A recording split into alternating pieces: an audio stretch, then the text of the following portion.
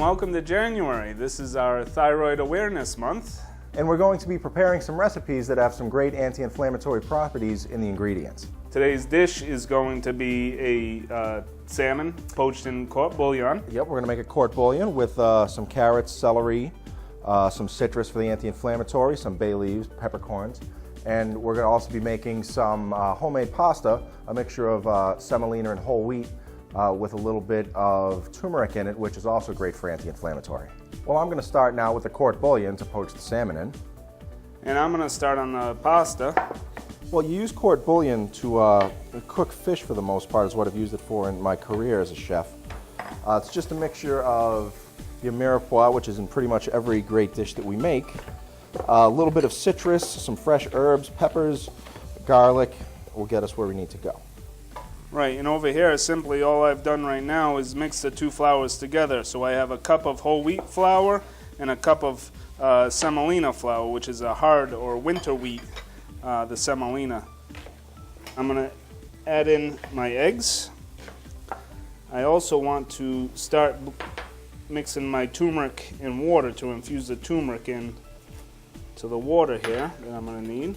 Is there any temperature the water should be at? Should it be hot, cold? Yeah, it should be a nice hot, almost like you're steeping tea. Oh, okay, so maybe like 110, 115 degrees. Right. That'll get the flavor going with the turmeric so I can add it into the pasta. So I just drop the eggs right into the center there. And I just start, basically, all I'm concentrating on is beating the eggs. And as I do that, the flour will start to pull in from the sides and start forming our dough. Oh, I see the way it's slowly working together there. Right? Now I see that you made that dome with the flour, so you could hold the egg right in there in the middle. I'm also going to add in just a little bit of this turmeric water. Excellent, excellent. And chop in a little parsley now. All right, and with the court bouillon, all those flavors you're just trying to infuse into the liquid that you want to poach the salmon in. Yeah, that's all you're really doing with the court bouillon, Dave, is you're just making sure that you're getting all that great flavor into your poaching liquid so that it can then transfer into the fish that you're about to cook in it. We're going to add a few bay leaves, 3 or 4. A little bit of salt, maybe a quarter of a cup. We're doing 2 portions, so about a quarter of a cup. We have a peppercorn mixture here, but just plain black peppercorns would work fine, and a couple of cloves of whole garlic. The dough is starting to form here on the pasta. And this is a quick process, and what I like about making my own fresh pasta is that you can make a big batch. Once you have the dough, you don't have to roll it all out. You can just take a piece off at a time and keep the rest in the freezer and roll it out as you need it. Oh, that's a great way to do it. Right. I'm going to add a little bit of white wine to this, maybe a quarter of a bottle, maybe 1 cup. Pour that right in, and I'm going to fill up with a little bit of water for my court bouillon. A little bit, and I have a little bit more over here, just to replenish up at the top.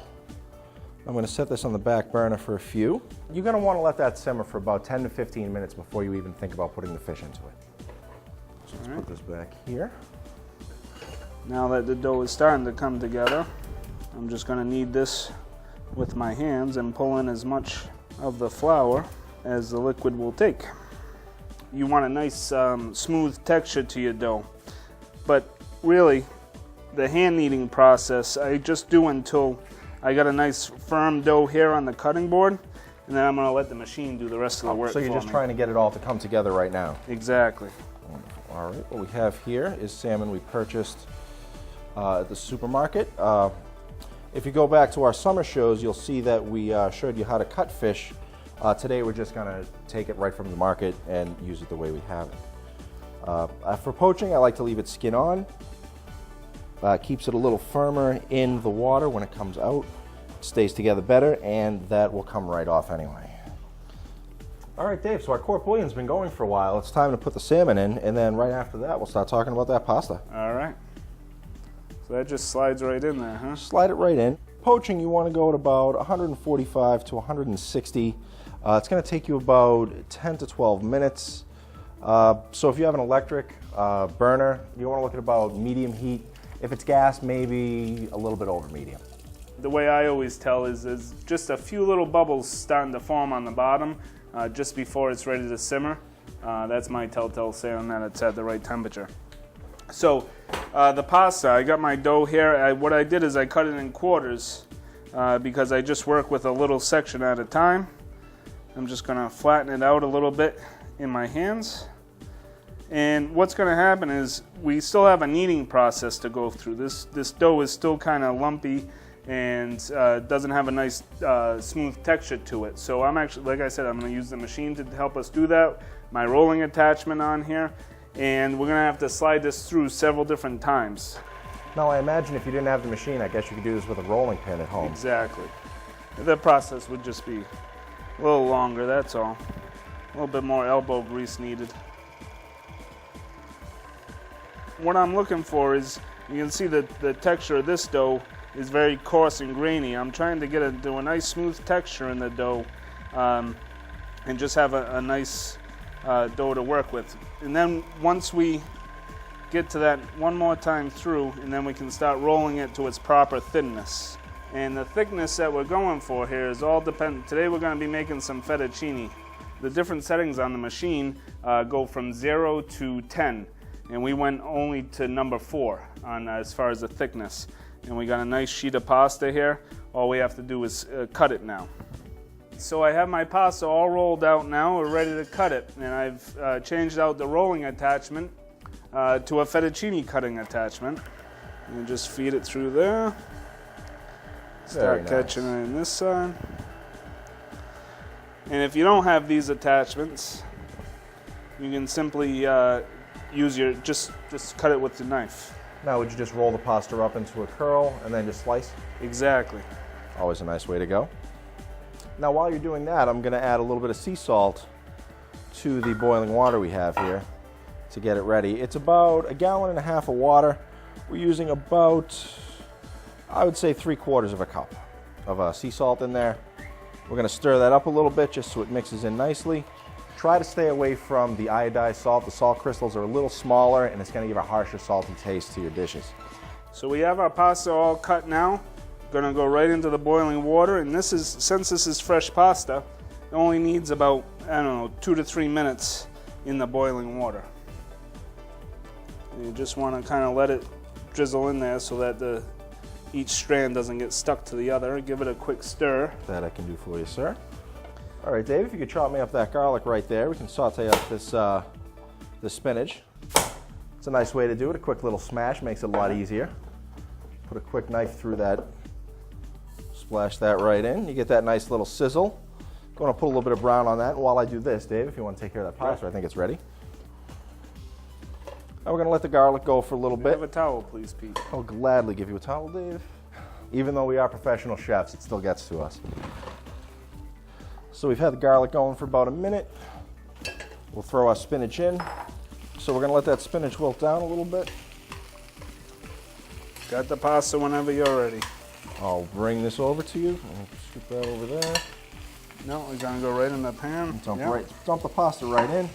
You've already added the olive oil. You have the fresh garlic, the spinach.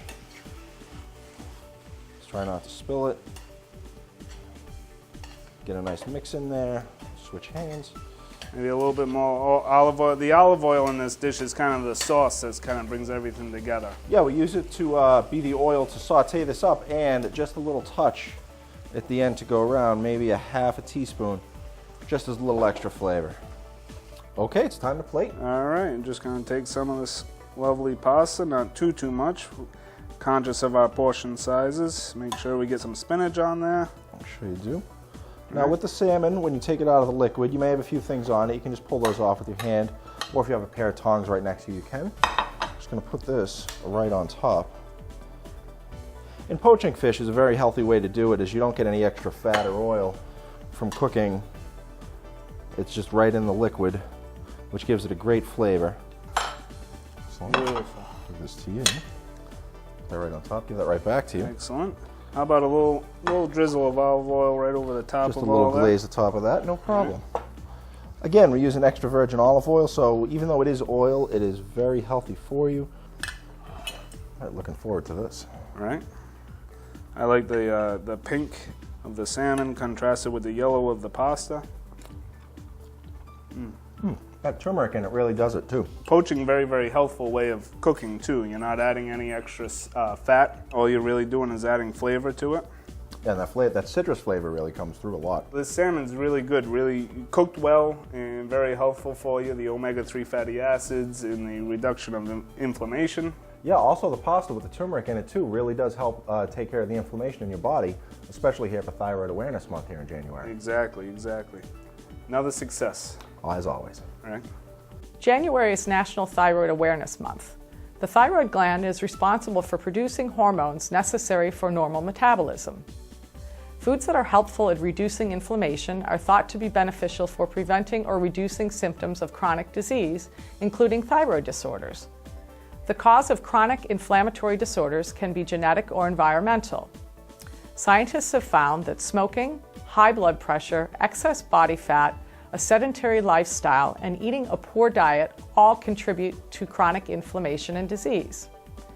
An exact description of the anti-inflammatory diet varies depending on whom you ask. The anti-inflammatory diet is probably very close to the Mediterranean diet. Some foods that are believed to reduce inflammation include fish, the omega-3 fatty acids DHA and EPA found in oily fish such as salmon, herring, anchovies, and sardines are the compounds that work most consistently. Flaxseed and walnuts.